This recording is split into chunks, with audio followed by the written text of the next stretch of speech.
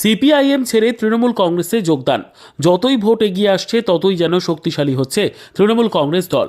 সামনে 2026-এর বিধানসভা ভোট, আর সেই ভোটকে পাখির চোখ 1 ইঞ্চি জমি ছাড়তে নারাজ তৃণমূল কংগ্রেস।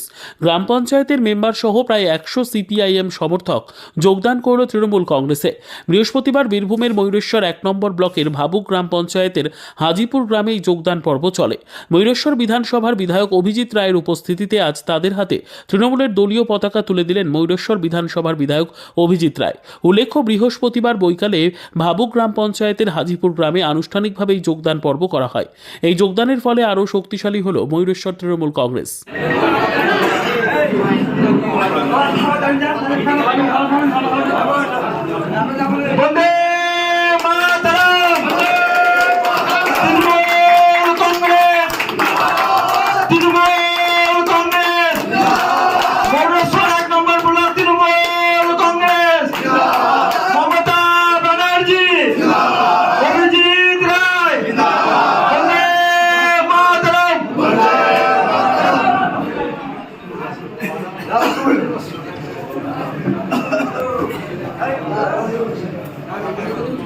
এবং আপনাদের সামনে বক্তব্য রাখছেন আমাদের টিমের।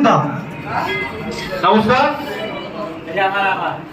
আজকে আমরা এখানে উপস্থিত হয়েছি সর্বোপরি